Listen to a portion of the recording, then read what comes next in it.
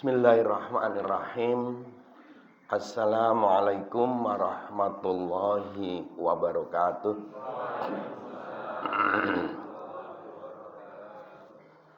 Innal hamdalillah la haula wala quwwata illa billah.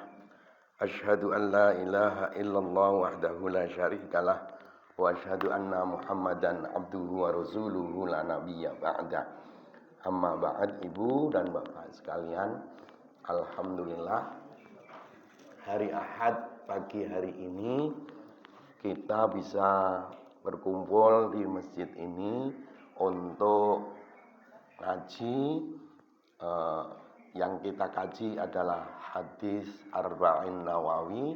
Kebetulan ini baru sampai ke hadis kedua.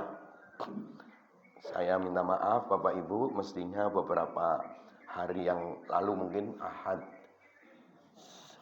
yang lalu atau Ahad dua yang lalu mestinya jadwal saya, tetapi saya minta undur untuk hari ini. Dan nyun pangapunten, sampai hari ini saya masih batuk pilek untuk ditunda karena kemarin kebetulan diberi kesempatan oleh Allah rezeki untuk bisa berkunjung ke Baitullah, ke Masjid Nabawi, sehingga umpamanya pengajian saya tentang hadis itu bisa sedikit seperti koyok baterai HP disetrum ulang. Karena harus ketemu lagi langsung dengan beliau di Raudhah, walaupun mungkin masuk Raudhah hari ini sudah agak lebih sulit dengan waktu-waktu yang lalu. Waktu yang lalu bisa setiap saat tinggal mau dan diberi kesempatan dan rezeki. Sekarang diatur harus daftar pakai aplikasi HP begini ini. Kadang-kadang jadwal waktu kita di sana sudah tertulis penuh semua. Maka harus setiap waktu buka, jangan-jangan yang penuh itu bisa dibuka sedikit demi sedikit gitu, bisa dapat. Istri saya kebetulan sama-sama tidak dapat dengan saya, nunggui seperti orang mau bertamu itu, nggak dapat jatah itu, tetapi kita nunggu di samping, di dekat Raudhah itu. Yang dapat rezeki adalah istri saya dan ibu yang perempuan, yang putri-putri itu.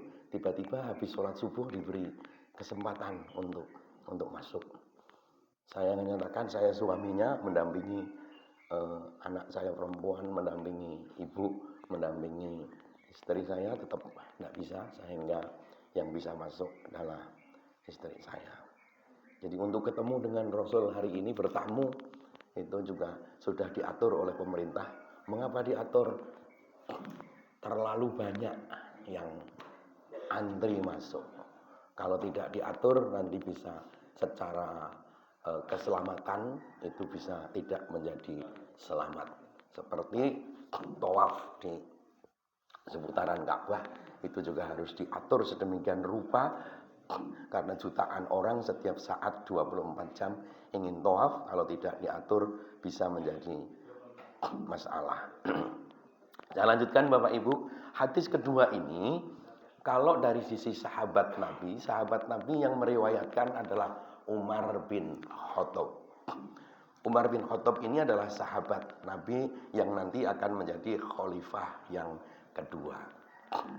Dan Umar bin Khattab ini punya kekhasan tersendiri, karena sahabat Nabi yang menjadi khalifah itu punya kekhasan sendiri. Kalau kayak Abu Bakar lah yang dipilih oleh Nabi untuk mendampingi beliau hijrah dari Makkah ke Madinah.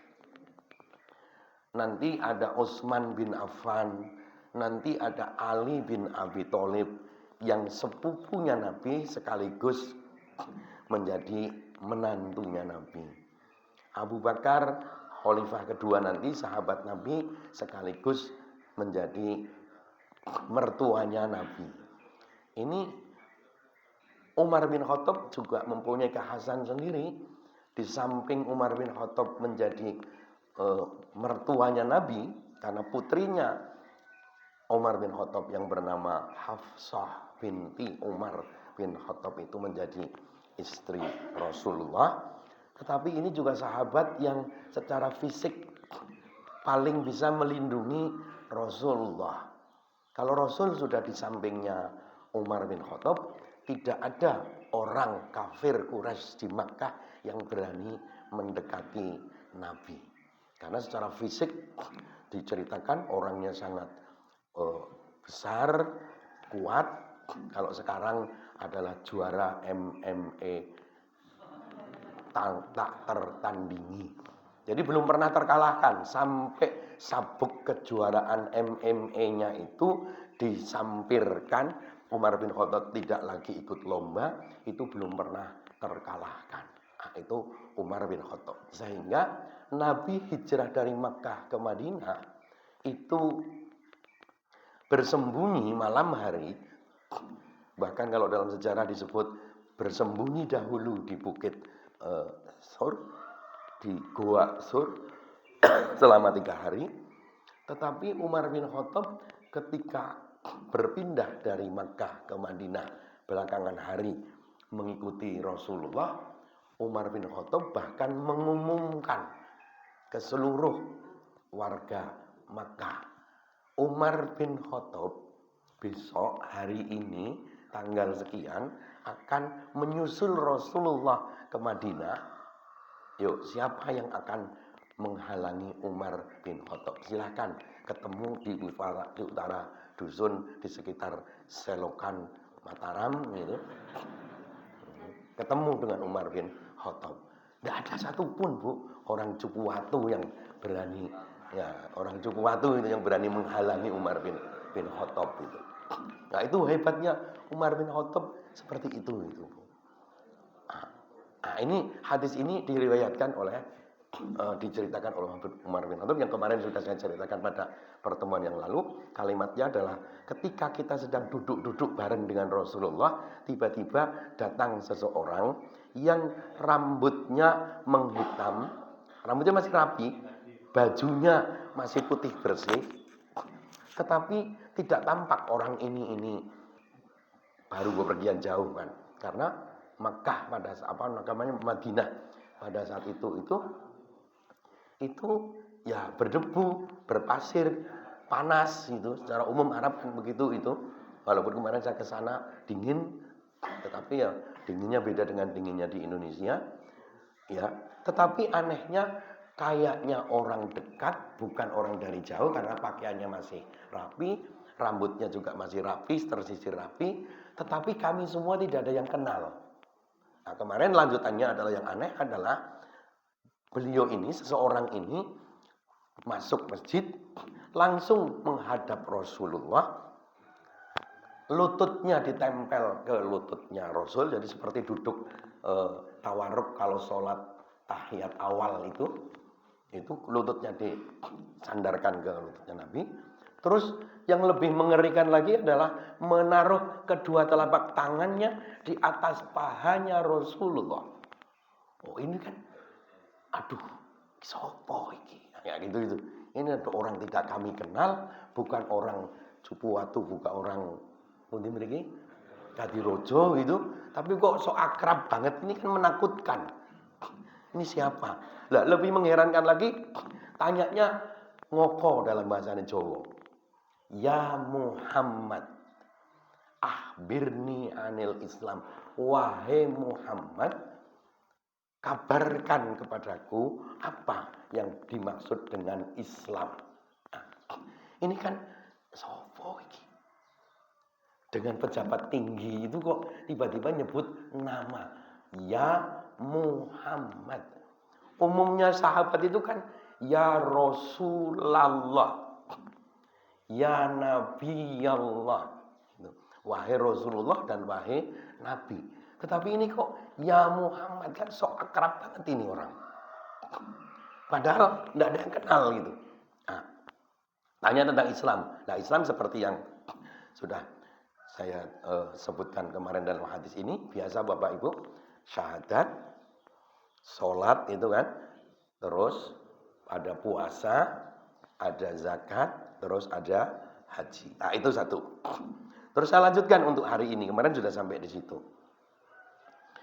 Yang aneh dari penutup pertanyaan ini adalah setelah Nabi jawab sampai kepada haji adalah tahijjal bait, ini stata'ta ilaihi sabila, sampai kepada pergi haji ke Baitullah itu. Orang yang bertanya ini langsung mengucapkan sodakta, engkau benar Muhammad. Sementara ini sumber utama pengetahuan itu kan Nabi.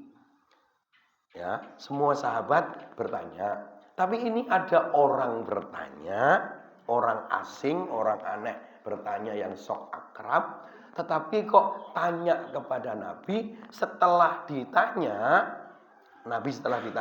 Nabi jawab, kok malah orang ini menyebutnya sodakta, engkau benar. Kan seakan-akan, wah pasti ini bukan orang sembarangan. Di atasnya Nabi siapa ini? Para sahabat mulai berpikir, ini siapa sebetulnya orang? Jangan-jangan ini utusan presiden gitu. Kalau Nabi mungkin bupati gitu. Atau utusan gubernur gitu. Tapi ini Nabi. Ini kira-kira siapa? Belum ketemu Bapak Ibu. Yas'aluhu wa yusaddiquhu. Umar bin Khattab menyebut fa'ajibna lahu yas'aluhu wa yusaddiquhu. Kami semua heran. Dia yang bertanya, tapi malah dia yang membenarkan, mengiyakan. Kami heran. Terus orang itu lebih mengherankan lagi bertanya, fa'akhbirni anil iman. Yuk coba sekarang, karena sudah benar jawabanmu. Sekarang saya tanya tentang apa itu iman. Ya iman seperti yang Bapak Ibu sudah difahami. Maka Nabi jawab, antu'mina billahi wa malaikatihi wa kutubihi wa rusulihi wal yaumil akhiri wa tu'mina bil qadari khairihi wa syarrihi. Hadisnya bunyinya begitu Bapak Ibu. Tapi sederhananya adalah sama, yaitu apa? Iman itu apabila engkau mengimani iman kepada Allah, iman kepada Rasul, iman kepada Allah, kepada malaikat Allah, kepada kitab Allah, kepada Rasul Allah, dan qada dan qadar. Baik ketentuan qada yang baik maupun qada yang kita anggap merasa kurang baik. Jadi iman kepada Allah, malaikat Allah, terus kitab-kitab Allah, terus Rasul Allah, terus qada dan qadar, yang 6 itu. Maka kalau dalam pelajaran Islam itu 5, iman itu 6. Nah, yang selanjutnya sama. Setelah dijawab begitu, orang ini sama-sama mengucapkan sodakta, engkau benar Muhammad. Setelah engkau benar, dilanjutkan lagi pertanyaan, fa'akhbirni anil ihsan. Sudah pertanyaannya berarti sudah yang dijawab 2, sekarang pertanyaan ketiga. Sekarang pertanyaan ketiga, wahai Muhammad, apa pertanyaannya? Ihsan. Nah ini yang relatif baru. Pak Ihsan ada mungkin di sekitar sini. Qala jawabannya. Ihsan adalah anta'budallah ka'annaka tarohu fa illam takun tarohu fa innahu yaroka. Bapak Ibu umpamanya terjemahannya itu karena hurufnya kecil-kecil ini. Ya. Iman ihsan adalah ihsan adalah mana ihsan itu katanya. Ihsan itu. Lalu Nabi bersabda, dijawab ihsan adalah ihsan anta'budallah. Kalau kita huruf kecil-kecil Bapak Ibu ya, atau yang Arabnya sajalah gitu. Yang tadi biar mantap Arabnya saja. Ya. Anta'budallah. Kalau kita andai kata engkau beribadah kepada Allah. Contohnya umpamanya sholat Bapak Ibu. Kita umpamanya sholat. Kita harus bisa mempunyai bayangan, mempunyai pikiran ka'annaka tarohu, seakan-akan di hadapan kita itu ada Allah. Itu artinya untuk apa? Untuk bahwa ketika kita mengucap seluruh ibadah kita itu dengan kalimat lillahi ta'ala, bahasa teknisnya sering kita sebut, kita ibadah itu harus ikhlas. Ibadah itu bukan hanya sholat puasa, tetapi juga mengerjakan kegiatan keseharian sebagai seorang umat Islam. Itu kan syaratnya dimulai dengan Bismillahirrahmanirrahim. Insya Allah perbuatan itu menjadi pahala, maka itu disebut dengan ibadah. Maka karena peribadatan kita, mencari nafkah kita, belajar kita, semuanya karena Allah, maka kita selalu berhadapan dengan Allah. Seperti kita kelihatan terus menghadap Allah. Tetapi itu kan sulit, Bu, Pak. Sulit karena kita sendiri belum pernah lihat Allah. Allah itu seperti apa? Maka fa'illam takun tarohu dalam hadis ini, fa'innahu yaroka. Nek kita semua, nek sampean semua beribadah itu susah membayangkan di depan kita selalu diawasi oleh Allah. Itu diawasi oleh Allah. Kita melihat betul sedang komunikasi dengan Allah. Kita sholat umpamanya, iyyaka na'budu wa iyyaka nasta'in. Hanya kepadamulah ya Allah aku beribadah, dan hanya kepadamulah aku memohon pertolongan. Kan seperti sedang ngobrol dengan Gusti Allah. Tetapi kan kita susah. Nah, kalau memang susah seperti itu, yakin, Pak, bahwa Allah itu mengawasi kita. Selalu Allah itu mengawasi kita. Bahasanya bahwa Allah itu alimun. Allah itu kan maha tahu. Jadi tidak ada kalimat mumpung sendiri, mumpung tidak ada yang melihat. Memang iya, kalimat mumpung sendiri, mumpung tidak ada yang melihat, itu dalam bahasa frame manusia. Mumpung sendiri itu kan artinya tidak ada orang lain. Mumpung kita hanya berdua, berarti tidak ada orang yang ketiga. Mumpung tidak ada yang melihat, artinya orang lain yang melihat. Tetapi Allah itu tetap, karena kita meyakini Allah maha segalanya, sehingga Allah akan melihat kapanpun dan dimanapun ketika kita berada dan ketika kita sedang mengerjakan apapun, Bapak Ibu. Kalau tidak bisa membuat konsep begini, Bapak Ibu, itu susah, Bu.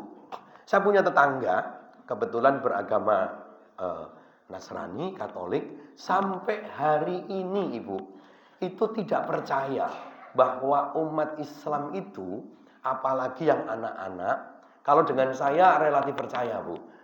Karena saya guru, saya ke masjid, saya pengajian gitu. Tapi tetangga-tetangga saya yang muslim biasa, dia tidak percaya, Pak. Yaitu apa?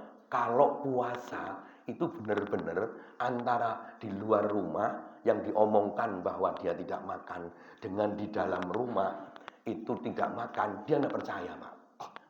Oh, itu paling orang Islam itu kalau di dalam rumah ya mesti makan, mesti minum. Toh tidak, tetangga tidak ada yang melihat. Ya, saya kan tidak ngerti, jenengan di dalam rumah minum atau makan kan tidak tahu. Sampai hari ini tidak percaya loh, Bu.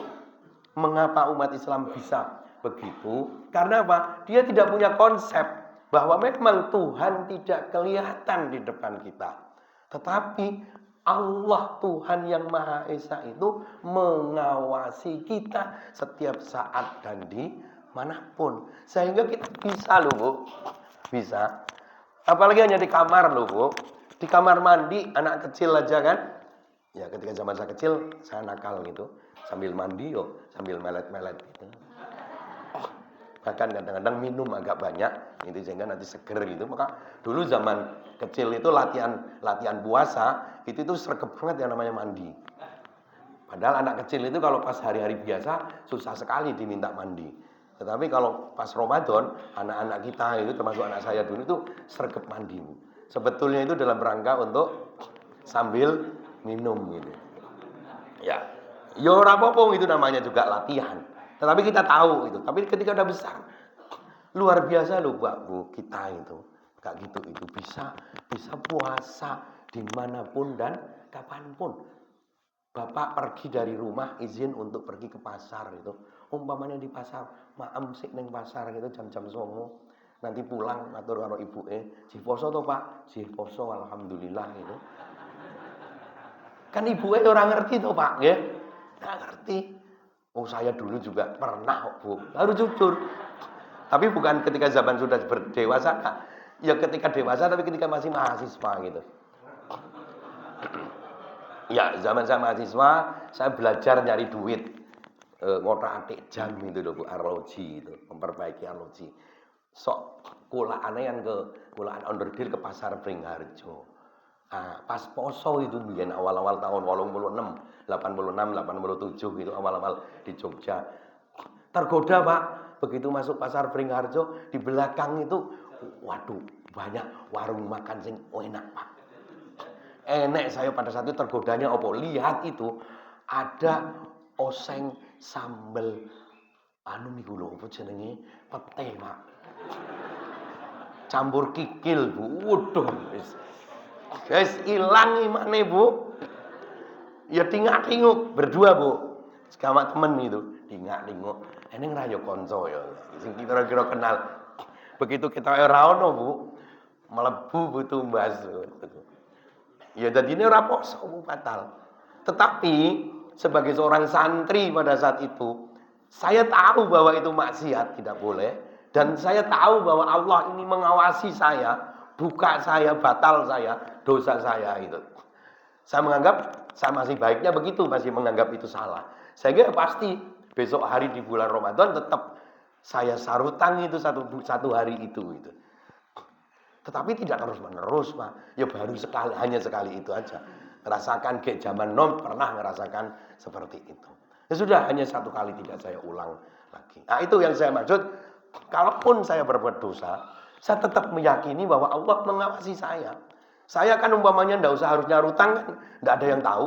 Teman saya tidak tahu, bapak ibu saya juga tidak tahu. Yang tahu hanya saya berdua sama teman saya itu. Tetapi ya tetap kita sarutang besok hari karena apa? Saya tahu persis bahwa saya telah berbuat maksiat, batal dari dosa, makan di siang hari bulan Ramadan. Itu yang disebut dengan ihsan, Bu. Kalau kita sudah bisa merasa bahwa terawasi, itu insya Allah itu disebut dengan ihsan, Bu. Kita sudah punya namanya ihsan. Maka dalam ilmu akhlak Bapak Ibu, atau lebih tingginya adalah tasawuf, Bu. Ketika seseorang Bapak Ibu berbuat maksiat, artinya maksiat itu melanggar tata aturan, sesuatu yang tidak boleh terus kita langgar, tetapi tidak merasa bahwa pelanggaran itu sebuah dosa, sebuah pelanggaran, itu dosanya double Bapak Ibu. Sekali lagi Bapak Ibu, umpama nih, tadi saya melanggar puasa batal di bulan Ramadan. Saya tidak merasa bahwa pelanggaran batalnya saya dalam puasa itu adalah sebuah kesalahan. Itu dosanya double Bapak Ibu. Satu, dosa saya melanggar aturan yang mestinya saya harus puasa, saya membatalkan puasa. Yang kedua, dosa saya tidak merasa bahwa perbuatan saya dosa itu adalah dosa. Itu kalau dalam ihsan itu begitu Bapak. Kalau dalam akhlak, dalam tasawuf itu seperti itu. Jadi bukan hanya dosa satu. Maka hati-hati, jangan sampai kita telah berbuat dosa tapi tidak merasa bahwa itu kita berdosa. Kita telah maksiat, tidak merasa bahwa kita telah berbuat maksiat. Dan itu sekarang mulai banyak, Bu. Karena sudah seperti kemaksiatan itu adalah sesuatu yang biasa saja. Nah, itu yang sekarang mulai banyak luntur adalah ini. Nah, supaya tidak luntur Bapak Ibu sebetulnya, karena kalimat ihsan ini jarang dimunculkan. Hanya menjadi nama. Itu bagus. Masyarakat Jawa sudah memberi nama bapak-bapak itu ada anaknya, putranya namanya Ihsan. Nah, para penyebar agama di Indonesia, di Jawa terutama ini, itu mengabadikan kalimat ihsan itu supaya tidak hilang. Itu digabung jadi satu dengan Islam, atau biasanya iman dulu, terus Islam, terus di atasnya adalah ihsan. Iman, Islam, dan ihsan. Supaya tidak lupa oleh penyebar agama Islam zaman awal-awal nenek moyang kita, maka dibuatlah menjadi struktur bangunan, Bapak Ibu. Bangunan apa? Bangunan atap masjid. Maka tradisi dimulai dari bangunan atap masjid Demak. Zaman Wali Songo. Raden Fatah, rajanya diambil dari Raja Putra Brawijaya keempat atau Brawijaya kelima, yang kira-kira dianggap sudah bisa Islam, ya, karena ternyata punya ibu yang muslimah, maka terus dibawa ke Demak oleh para wali, dijadikanlah Raja Islam yang pertama, Kerajaan Demak. Para wali mengelilingi beliau untuk menyebarkan agama Islam, membuat masjidnya dengan susun 3 atapnya. Maka Masjid Demak itu dibikin susun 3 atapnya. Atap pertama itu sebutannya adalah iman, atap kedua disebutnya adalah Islam, atap ketiga disebutannya adalah ihsan. Nah, itu untuk mengabadikan, memberi pengajaran secara tidak langsung, tetapi supaya teringat sampai ke anak cucu bahwa 3 kalimat ini tidak boleh terpisah. Yo iman harus, Islam yo harus, tetapi jangan lupa ihsan ini. Karena ihsan ini sering kali yang terlupakan. Maka dibikinlah iman, Islam, dan ihsan. Maka menjadi atap tumpang 3. Nah, dibawalah ke Jogja menjadi Masjid Kauman. Nah, Masjid Kauman masih 3, Bapak Ibu. Tapi Masjid Syuhada karena sudah modern itu enggak. Yang masih tradisional Masjid Kauman itu masih 3. Jadi kalau masjid-masjid zaman lampau, baik strukturnya, atap, jumlah tiangnya, itu biasanya penuh dengan lambang-lambang keagamaan. Nah, sebelum Kauman, Masjid Keraton Kota Gede, itu juga atapnya juga 3. Masjid Kota Gede. Dari Kota Gede sebetulnya Bapak Ibu pindahnya ke Pleret, Bapak Ibu, keratonnya. Tapi dari Pleret itu terus perang, hancur lebur, itu baru pindah ke Kartosuro. Kartosuro juga hancur lebur, baru pindah ke Solo. Nah, dari Solo itu pecah jadi 2, Solo dan Jogja yang sekarang. Jogja yang sekarang pecah jadi 2, Jogja dan Pakualaman. Nah, Masjid Pakualaman masih sama. Atapnya 3. Masjid yang di Solo juga masih sama. Nah, di zaman modern Bapak Ibu, yang atapnya masih sama 3 adalah pada zaman Orde Baru. Zaman Pak Harto mendirikan Yayasan Dana Abadi Amal Bakti Muslim Pancasila. Maka masjid-masjid yang dengan nama Masjid Amal Bakti Muslim Pancasila, kalau di sini yang paling dekat adalah di At-Taqwa, terus Kalasan juga kalau tidak salah ada, gitu.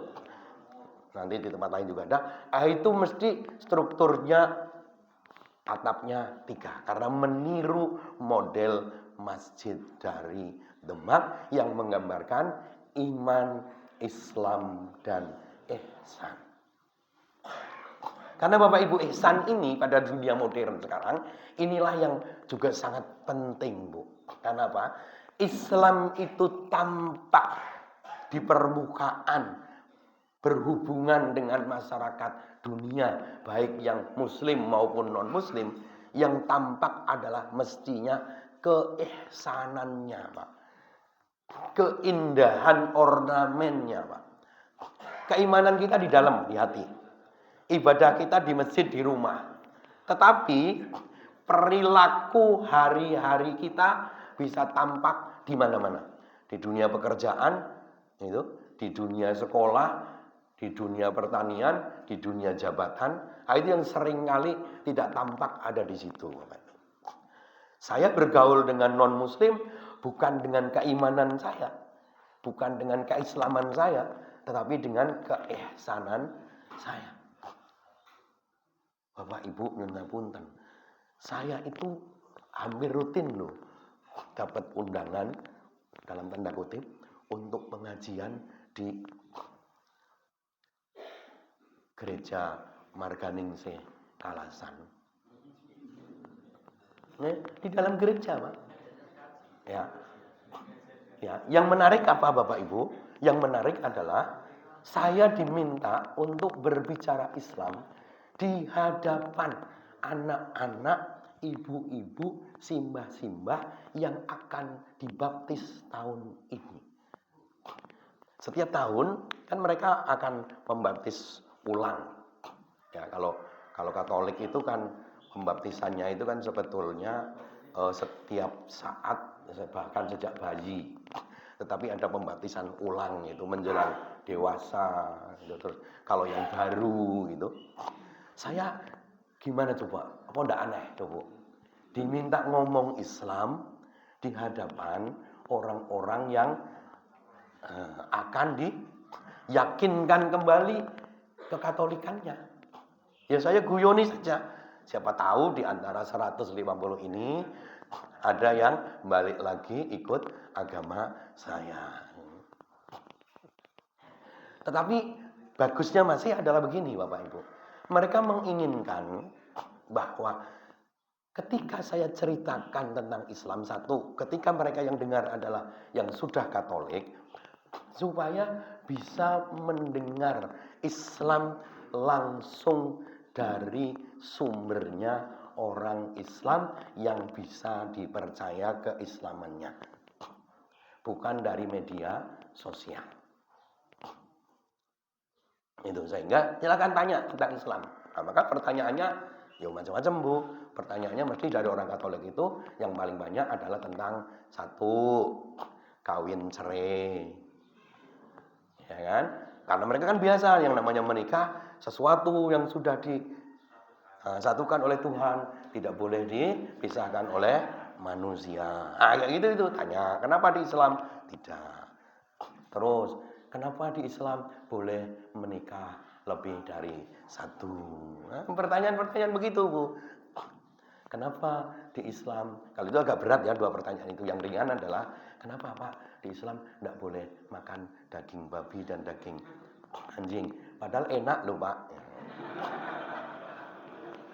Ya, kalau yang ketiga itu saya jawab, iya benar, kata anak saya enak. Karena anak saya pernah makan, gitu. Lapor kepada saya kayak gitu. Gimana Bu ini udah kadung makan, kenapa? Anak saya pas liputan sepak bola ke Bali, gitu. Nggak ngerti itu di dalam stadion itu kok rame, ada sate laris banget gitu. Nggak ada tulisannya, namanya Bali kan, kalau di Indonesia masih ada tulisannya di Bali. Nah, anak saya lapar ikut makan.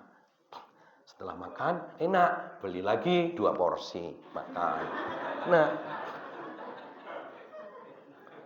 tetapi temennya itu sebetulnya ngerti itu, tapi nakal temennya. Bahwa anak saya itu enggak boleh gitu makan gitu. Tapi namanya masih muda, masih remaja gitu ya, waktu itu belum menikah itu anak saya, dibiarkan. Tapi ada bagusnya lah, sehingga anak saya bisa ngerasakan daging babi tanpa berdosa itu, karena enggak ngerti. Temennya itu bilang Katolik gitu. Karena akrab sehingga dibiarkan. Setelah itu Mumtaz, enak enggak? Oh, enak. Makanya tadi saya beli dulu. Kamu ngerti enggak? Ngerti gimana? Itu tadi yang kamu makan daging sate apa? Udah ngerti. Babi, wah babi. Langsung muntah anak saya dulu.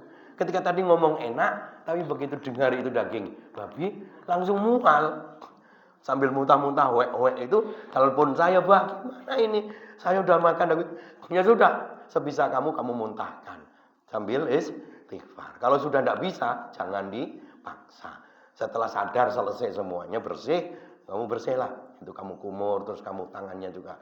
Kan tidak mungkin bibirmu kamu basuh dengan debu, dengan tanah, itu kan tidak mungkin.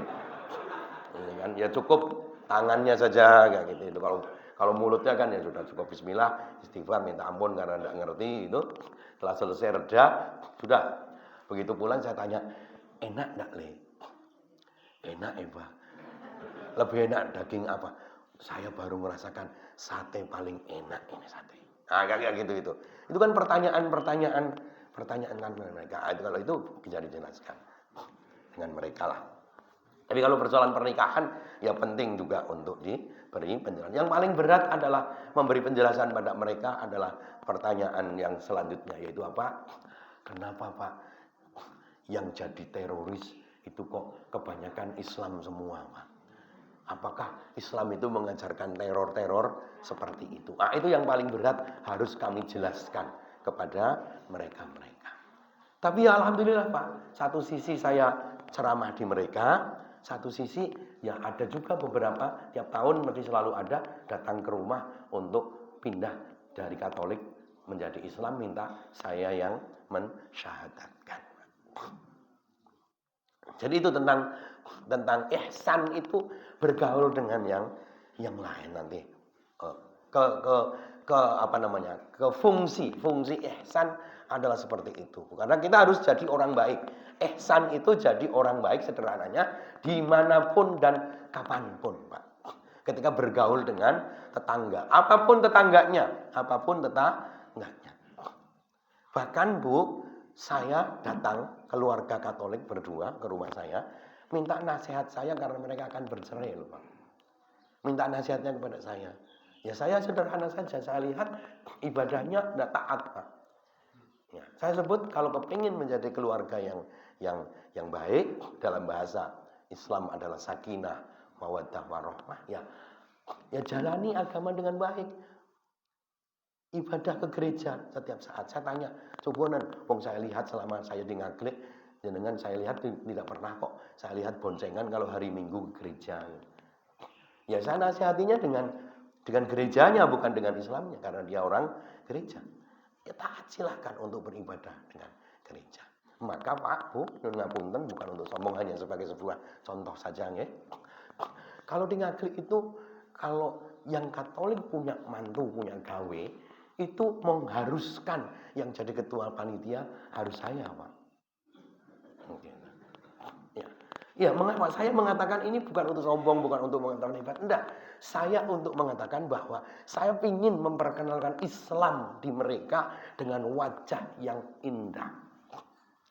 Sehingga mereka itu nyaman hidup di tengah-tengah komunitas Muslim.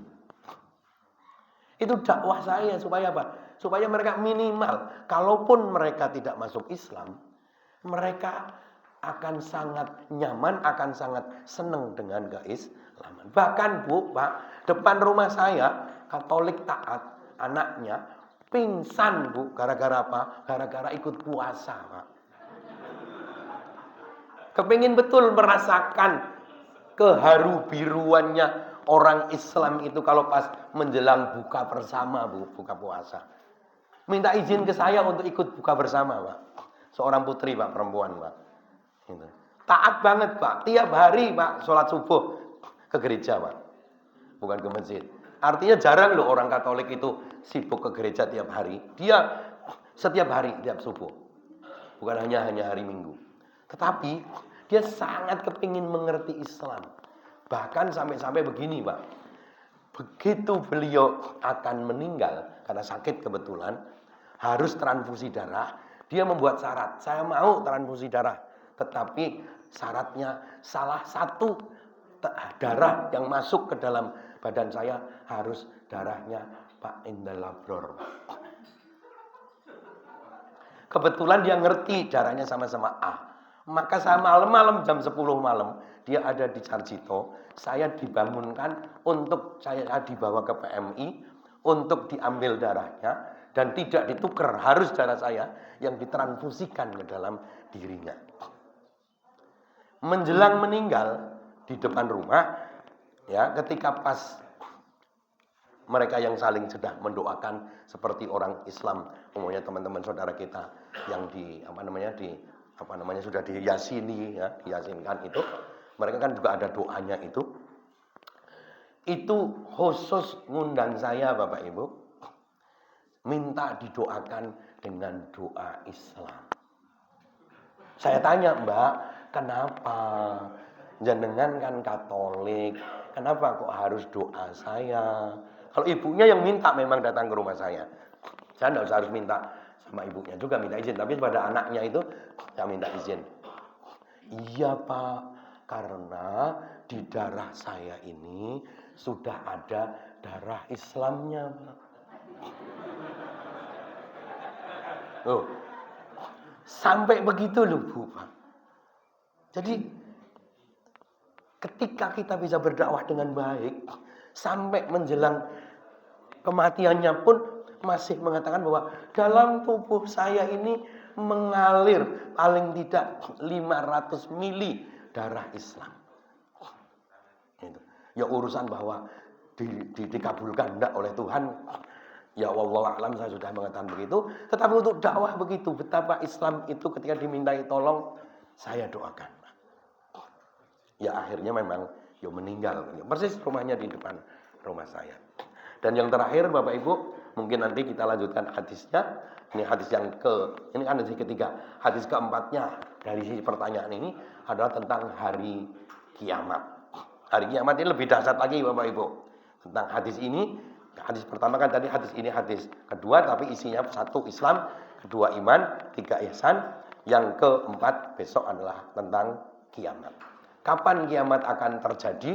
Nah itu kan juga menarik Bu. Menariknya kita kepengen tahu tetapi tidak ingin mengalami.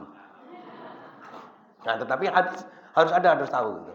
Ya, saya dianggap harus selesai pengajian itu kan karena kalau di pengajian perkumpulan kalau nasi sudah diedarkan kan gitu. Itu tanda-tanda pengajian sudah harus segera diselesaikan. Ya, tanda-tanda alam itu begitu, Pak. Ya. Jadi saya ingin terakhir informasinya Bu untuk dakwah Bu ya. Kebetulan jadi begini Bu. Saya ini ya mungkin punya nasib sajalah. Saya kan ngajar PNS saya, dosen saya itu ada di UIN Sunan Kalijaga.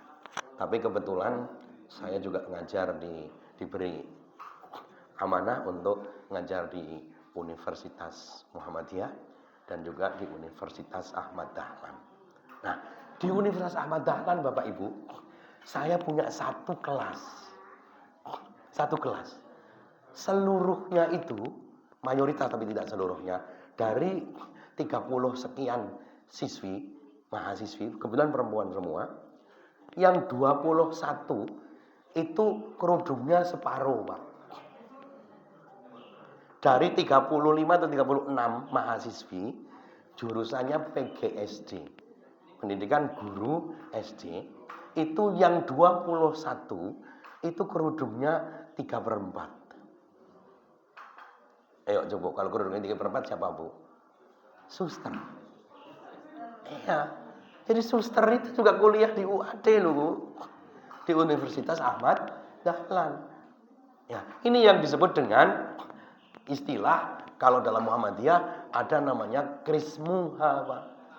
Kristen Muhammadiyah. Jadi Krismuha itu artinya bukan orang Muhammadiyah yang kekristen-kristenan. Itu enggak. Karena Muhammadiyah ini banyak menampung orang-orang non-muslim, diantaranya itu yang Kristen, untuk diajar pendidikan di Muhammadiyah. Pak Bu, di NTT itu 90% mahasiswa Universitas Muhammadiyah NTT itu Kristen, Mbak.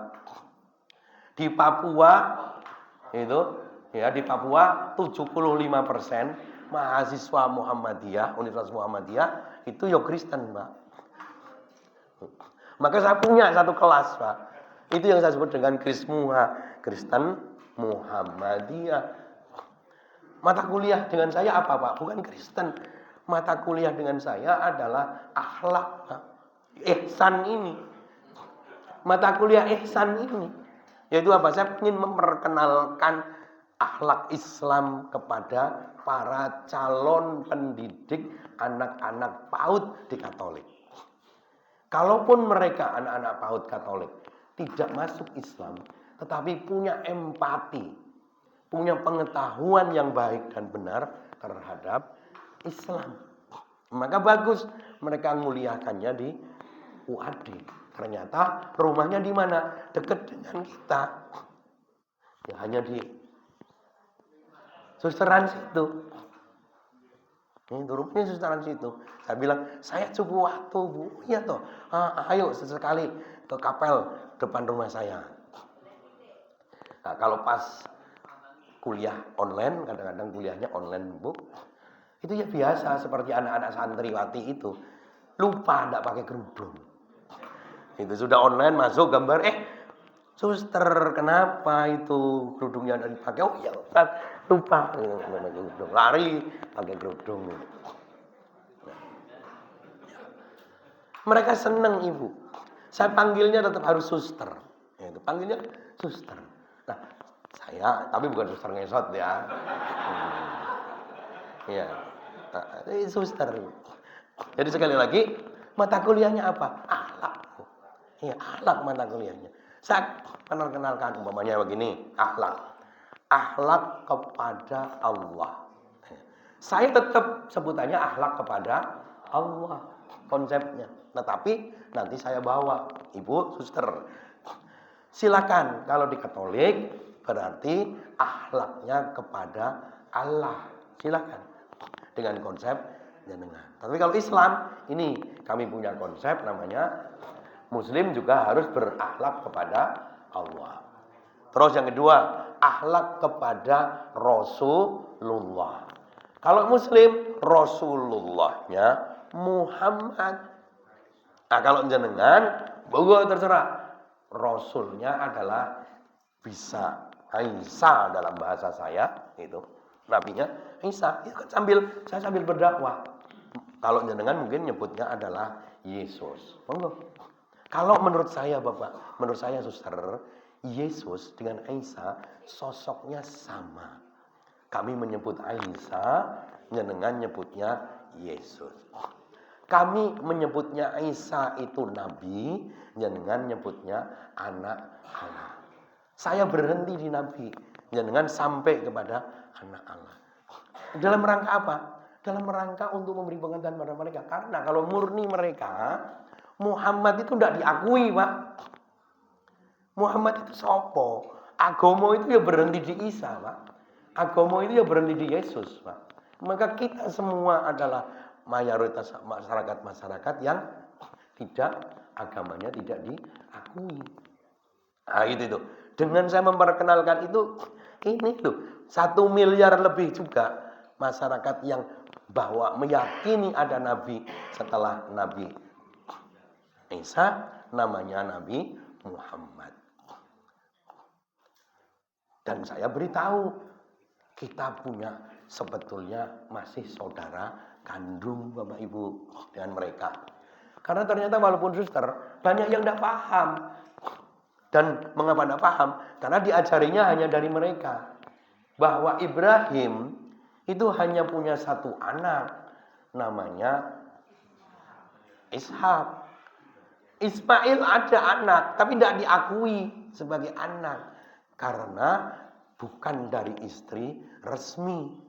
Bukan dari golongan Bani Israel. Nah, maka kami perkenalkan Bapak Ibu kepada para suster itu. Ya karena Tuhan mengatur bahwa Ibrahim harus punya 2 orang istri. 1 istri dari Bani Israel, 1 dari bangsa Arab. Nah, Nabi kami keturunan dari Ibrahim yang dari bangsa Arab. Nah, paling tidak kan mereka dengar langsung dari penganut agamanya. Nah itu, belajar agama secara ihsan diantaranya adalah berani mengajarkan Islam kepada mereka. Dan Muhammadiyah sudah luar biasa. Mau menerima mahasiswa-mahasiswa yang non muslim, bahkan suster untuk belajar di perguruan tinggi Muhammadiyah. Bapak Ibu. Jadi harus sampai ada di situ. Itulah ihsannya Muhammadiyah, itu sudah sampai di situ. Menyediakan sekolah bukan hanya untuk muslim tetapi juga untuk non muslim. Nah, yang paling tidak enak adalah ngajar mahasiswi Cina, Bu. Di UAD banyak banget berkeliaran mahasiswi-mahasiswi sing ngeroke sak dhuwure dengkul. Ya, itu Cina, senengnya pakai sepeda. Kulitnya putih, ndak enaknya apa? Ambune apek. Nah, ngopo? Mungkin tidak pernah mandi barangkali karena memang tidak terbiasa mandi. Ya, itu susah, Bu, karena persoalannya kalau dengan Cina ini bukan persoalan agama, Bu.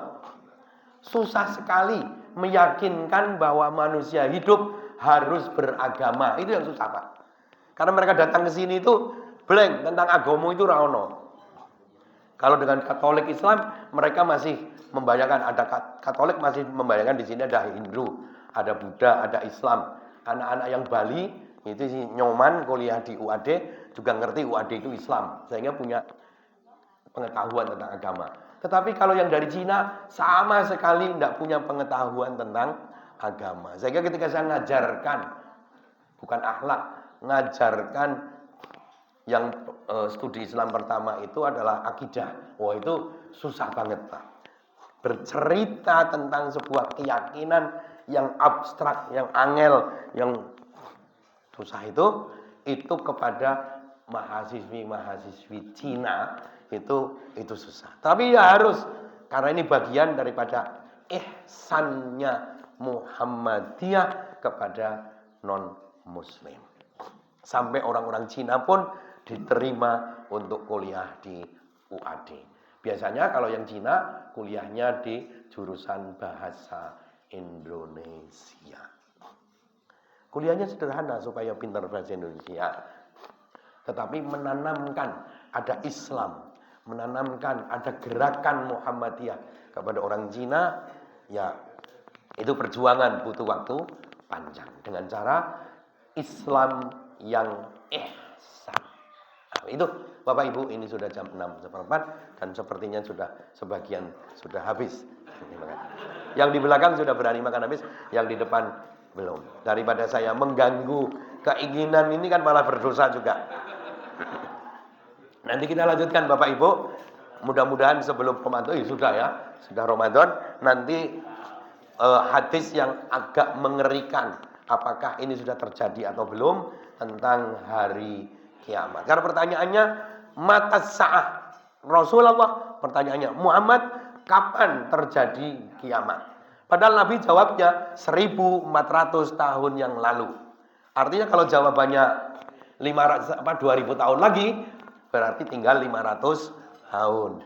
Kalau jawabannya 1600 tahun lagi, berarti tinggal 100 tahun. Karena jawaban Nabi 1400 tahun yang lalu. Tapi apakah Nabi jawabnya pakai tanggal, pakai tahun, pakai hari, apalagi Ahad Kliwon, Jumat Pahing? Nah, itu belum tentu jawabannya. Nanti jawabannya bisa kita baca pada hadis yang selanjutnya. Mudah-mudahan kita masih diberi waktu untuk ketemu membaca hadis arba'in ini. Kebetulan hadis ini terdapat dalam kitab Sahih Muslim. Dan kebetulan ini hadis yang panjang. Dan saya menghafalkan hadis ini ketika masih usia belasan ketika zaman di pesantren. Kurang lebihnya mohon maaf. Assalamualaikum warahmatullahi wabarakatuh. Monggo sak niki dinikmati mawon.